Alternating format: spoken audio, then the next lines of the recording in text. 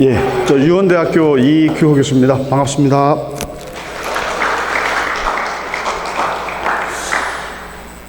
먼저 그 회장님 이하 여러 그 교수님들께서 이렇게 준비하시는 너무 노고가 많으신 것 같습니다. 진심으로 감사드리고요. 저는 그 불교와 인간 생명 해서 불교와 생명에 관한 부분을 평상시에 관심을 가지고 있습니다. 그래서 예전에 사형제도와 관련된 내용의 발표가 있었고요. 지난번에는 이제 낙태와 관련된 내용을 가지고 또 발표를 했었습니다. 그리고 이번에는 안락사와 관련된 내용을 가지고 고민을 좀 해봤습니다. 근데 저는 이제 그 법학을 전공한 사람이거든요. 그래서 이제 불교에 대해서 이제 공부를 하는 그런 초보의 입장이어가지고 사실은 내용을 뭐 심도 있게는 잘 모릅니다만은 어떻든 간에 연결을 시켜서 불교의 내용들과 법학을 연결해서 조금 더 법적인 내용들이 조금 더 변하고 또 자비를 실천한 방향으로 가는 법이 됐으면 하는 그런 바람을 가지고 있습니다. 불교와 그 생명에 관련된 안락사와 같은 내용인데요. 생명윤리의 그 문제를 이게 이제 생명에 관련된 여러 가지 문제들이 있는데 그 중에서도 안락사 문제를 가지고 접근을 하다 보면은 불교에서는 역시 연기론이 핵심 아니겠어요? 그래서 연기론적인 세계관, 또 인간관, 생명관, 그리고 윤리에 있어서는 지약수선의 윤리관, 악을 지향하고 선을 수행했으면 좋겠다라는 그런 윤리관, 이런 불교 시각에서 안락사를 한번 고찰해 보고자 하는 것이 제 논문의 내용이 되겠습니다. 그래서 제가 서론에서 생명윤리의 원칙을 제가 몇 가지 썼습니다. 우리 지금 생명윤리법이라는 법률이 있습니다. 그 원칙을 보면은 자율성의 원칙, 또 악행 금지, 선행, 정의, 이런 원칙들이 있는데요. 거기서 이제 문제가 되는 것이 뭐냐면은 자율성을 존중하다 보면은 선행하고 충돌하는 문제가 생길 수가 있어요. 안락사도 그런 문제입니다. 법이라고 하는 것은요, 이익과 이익이 충돌하는데 우리가 이익이 있기 때문에 주장을 하게 되고 주장하니까 충돌이 생기는 것이고, 이제 법이 그걸 바라볼 때는 저것이 법적으로 보호할 가치가 있는 이익인가를 보게 됩니다. 법적으로 보호할 가치가 있는 이익을 법이라고 하는데 법익이 충돌할 때는 어떤 법이 우선일까를 따지게 되는 것이거든요. 그런데 사람의 생명과 생명이 충돌한다 그러면은 어떤 것이 우선이라고 얘기할 수가 없어요. 그런 문제를 놓고 이제 고민하는데, 이것을 불교에서 어떤 그 윤리, 불교의 그 시각에서 볼 때는 또 어떤 문제가 있을까라고 하는 것을 보는 얘기가 되겠습니다. 그래서 먼저 불교의 생명윤리에 관련된 내용에서 제가 그냥 핵심적인 말씀만 드리면은, 역시 핵심은 세계관도 그렇고 인간관도 그렇고 연기론의 핵심을 두고 있습니다. 연기론적 세계관, 여기 핵심을 두고 있습니다. 그래서 연기론에서 역시 인연의 문제를 의인연과 내인연으로 두 가지로 나눕니다. 세계관에서는 의인연에서 근본을 찾고요, 인간관에서는 내인연에서 근본을 찾고 있습니다. 제가 그 내용은 각주에서 좀 자세히 설명을 했기 때문에 생략을 해서 넘어가서 말씀을 드리도록 하겠습니다. 그래서 인간관의 문제에서는 내인연에서 근본이 있다라고 보는 것이고요. 그리고 인간의 그 깨달음을 할 수 있는 그 사람은 그 주체적이다라고 보기 때문에 주체적인 인간관을 로 보고 있습니다. 그래서 인간이라는 것은 윤회와 해탈의 과정에 있다, 이렇게 보고 있어요. 사람은 윤회와 해탈의 과정 속에 있는 상황이다, 이렇게 보고 있고, 해탈을 하는 것은 역시 그 사람이 가능하기 때문에 주체적인 인간관을 가지고 보고 있다, 이렇게 얘기할 수가 있습니다. 그 다음에 생명관 부분으로 가보면은요, 불교의 생명관에서는 역시 이것도 연기론적 생명관의 그 핵심을 두고 있습니다. 그래서 또 살생하면 안 되기 때문에 불살생의 생명관, 연기론적 생명관, 여기에 핵심을 두고 있다라고 말씀드릴 수 있고요. 그리고 윤리관에서는 지악 수선, 그래서 악을 멈추고 선을 행하는 그런 윤리관을 가지고 있습니다. 그런데 이제 문제는 뭐냐면, 그러면 안락사라고 하는 부분이 과연 이게 선일까 악일까의 문제를 우리가 좀 봐야 되거든요. 그래서 이제 안락사를 시킨다라고 할 때 예를 들면 뭐 긍정적인 측면도 볼 수가 있지만 또 부정적인 측면도 볼 수가 있어요. 예를 들면 우리가 상속 문제라든가 또는 어떤 경제적인 어려움 때문에 또 안락사 쪽으로 가는 경우가 있다든가 뭐 여러 가지 그 나쁜 의미도, 또 안락사를 이용한 범죄가 생길 수도 있고요. 그래서 여러 가지가 있기 때문에 이것을 어떻게 볼 것인가의 문제가 좀 조금 자세히 들어가서 안락사는 뒤에 유형에 따라서 한번 생각을 해봐야 되겠고요. 또 여기서 이제 아까 지금 지악 수선이라는 말을 했는데요. 그러니까 선악을 분별하는 것 자체가 바로 이제 어떻게 보면 문제가 되거든요. 왜냐하면 분별심이 우리가 모든 그 고통의 출발이 아니겠어요. 그래서 분별심을 없애야 되는데 또 지악수선이 또 나름대로는 윤리관이라고 얘기를 하니까 이 부분에서는 분별심을 없애는 게 맞다라고 얘기할 수 있고, 그 분별의 이전에 있는 상태, 우리가 그 절대선, 무루선, 이런 그 선악 이전에 본원적인 그 절대성을 추구하는 것에 불교적 핵심이 있다라고 보고 그 방향으로 가야 된다라고 말씀드릴 수 있을 것 같습니다. 그래서 궁극적으로는 우리 그 불교에서 생명윤리는 자비를 실천하는 쪽으로 가야 된다. 자비를 실천하는 데 있어서는 뭐 저는 그 자타불이가 가장 중요하다고 생각을 합니다. 그래서 저는 그러니까 둘이 아니고 하나다 이렇게 보고 있기 때문에 과연 내가 그 입장이 됐을 때 그런 것이 수용이 될 것인가. 수용될 수 있다 그러면 결국에는 자타불이가 되는 것이고, 자타불이가 된다고 한다면 자비 실천이 당연한 결론으로 갈 수밖에 없을 것이다 이렇게 보고요. 그 다음에 이제 안락사 문제로 가보면은 안락사는 그 그리스어로 유타나시아라는 말인데요. 이게 뭐냐면 아름다운 죽음이라는 그런 단어입니다. 의미가 아름다운 죽음. 그런데 이제 현대 사회에서의 이런 의미는 아름다운 죽음이라는 의미로 꼭 있기보다는 우리가 주변에 보시면 이제 불치 질병이고 또 죽음이 임박했고 현대 의학으로는 치료가 이제 어렵다. 그리고 환자 입장에서 죽기를 희망한다. 이런 것들이 이제 깔려 있다고 한다면 안락사라는 부분을 또 고려해 볼 수 있지 않을까. 이제 이렇게 생각을 하는 거거든요.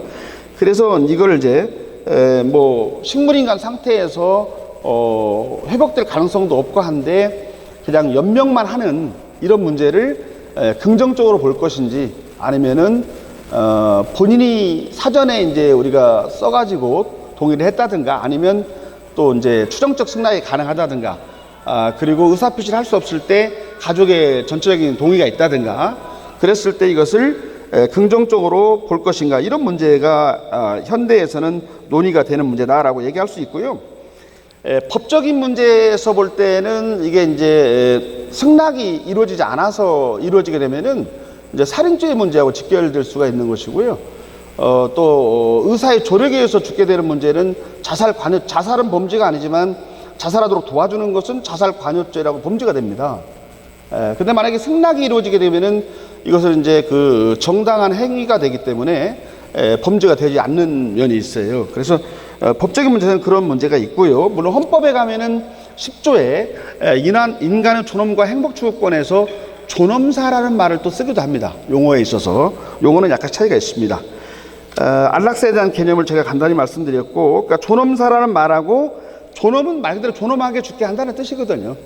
존엄사라는 개념이고, 안락사라고 하는 것은 안락하게 죽음을 맞이하는데 거기서는 이제 자규적, 능동적으로 죽음을 임박하게 할 것인지, 죽게 할 것인지, 아니면은 이제 소극적 안락사, 그래서 부작이라든가 그냥 이 호흡기 있는 것들만 그냥 제거를 하는, 또는 지원 안 하는 이런 걸로 나눠서 크게 볼 수가 있습니다. 근데 여기서는 적극적 안락사 부분에 대해서는 이제 부정적인 시각이 다 있기 때문에 논의를 할 필요가 없고, 소극적 안락사 부분에서는 이제 논의가 되면서 현재는 이제 긍정적인 시각으로 보는 것이 다수의 입장이다라고 말씀드릴 수 있고, 우리나라는 이 2018년도부터 연명의료결정법이라고 그래가지고 연명만 하는 불치질병의 환자의 경우에는 그 동의에 의해서 또는 가족의 모두의 동의에 의해서 연명 치료를 중단하는 것을 법적으로 허용하는 그런 법이 입법이 됐습니다. 오랫동안 시간을 끌다가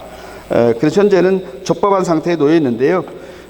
이제 문제 시간이 임박하기 때문에 문제의 핵심은 뭐냐 그러면 불교의 그 연기적인 또 불살생의 그런 세계관, 인간관, 윤리관 이런 시각과 그리고 안락사라고 하는 것을 보는 시각, 특히 또 우리 또 저보다 다 연배가 높으신 그 우리 교수님들, 선배 교수님들 계시는데 요 문제를 어떻게 접근해야지 맞는 것인지, 그리고 현재 지금 연명의료결정법이란 법이 시행이 되고 있습니다만은 또 법이 현재 문제가 많기 때문에 그 문제는 이제 법적인 문제는 다시 또 별도로 얘기하기를 하고 이 부분에 대한 결론을 제가 이제 마무리 짓지는 못하고요.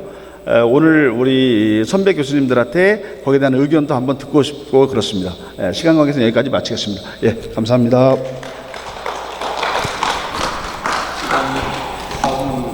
아, 그래요? 예, 예.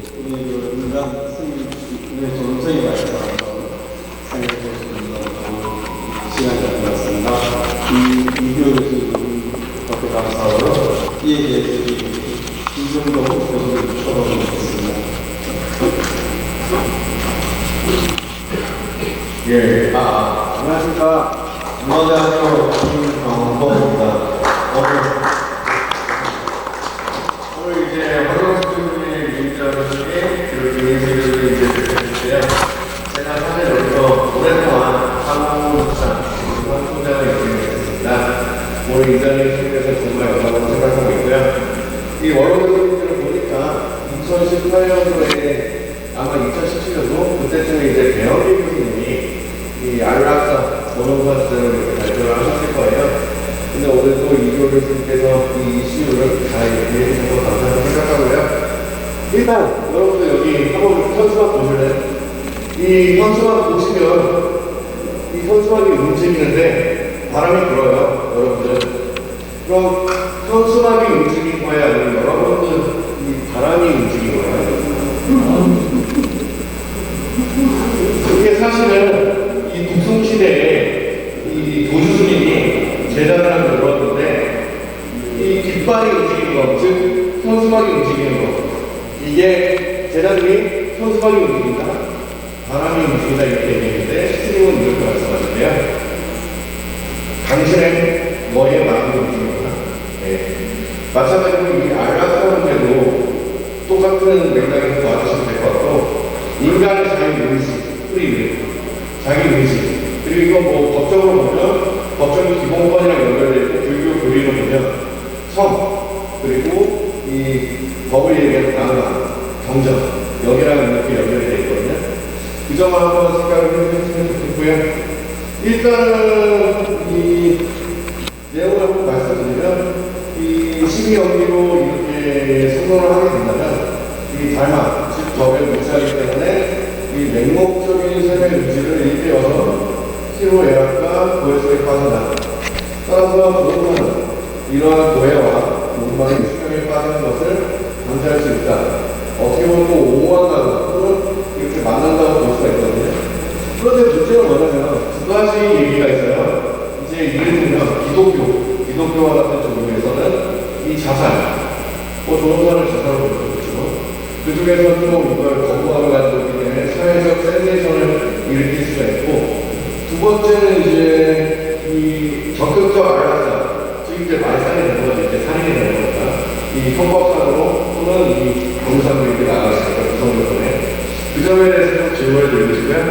하여간 이렇게 유익한 자리에서 이 유익한 내용으로 발표를 해주시고 제가 또 토론하게 돼서 영광으로 생각하고 있습니다. 감사합니다. 좀 추가해서 말씀하실 게 있습니다. 예, 뭐 시간이 좀 있다고 그러니까 말씀을 드리면, 아까 좀 전에 말씀드렸던 내용에서 뭐 법적인 측면을 좀 말씀드리면, 우리가 이제 범죄가 성립하는 데는 성립 요건이 있습니다. 그래서 거기는 구성 요건 해당성 위법성, 책임성 세 가지가 있거든요. 그러니까 구성요건이라고 하는 것은 살인죄 같으면은 형법 250조에 사람을 살해한 자는 이렇게 써있거든요. 그러니까 사람을 살해한이라는 말이 살인죄를 구성하는 요건이라는 뜻이고요. 거기에 딱 들어 맞아야 된다는 것이기 때문에 거기서 사람이라고 써있기 때문에 태하다 그러면 태하는 사람이 아닌 거예요. 그 사람이라고 인정이 되는 시점은 진통이 시작돼야 됩니다. 태반이 분리돼서 진통 시작될 때 사람으로 되는 거예요. 그래서 이제 법에서는 그걸 분리를 해서 보고 있는 것이거든요. 근데 우리 불교에서는 생명 존중의 개념이거든요. 인간 존중이 아니고, 물론 이제 생명 존중에 인간 들어가겠습니다만은 좀 의미가 다르다, 좀 더 크다라고 얘기할 수 있고요. 위법이라고 하는 것과 불법의 문제는 불법은 개별적인 법의 위반을 말하고 위법이라는 것은 개별적인 법의 위반 플러스 일반인이 볼 때 저건 나쁜 놈 이렇게 보는 것이 위법의 문제입니다.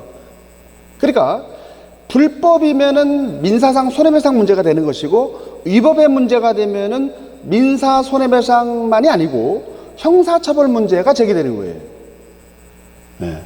그 다음에 책임성. 그래서 요즘 이제 책임을 물을 수 있냐의 문제거든요. 그래서 형사상으로 현재는 지금 성년자가 만 14세입니다. 그래서 만 14세 미만의 아이들은 형사 미성년이기 때문에 형사처벌 할 수가 없어요.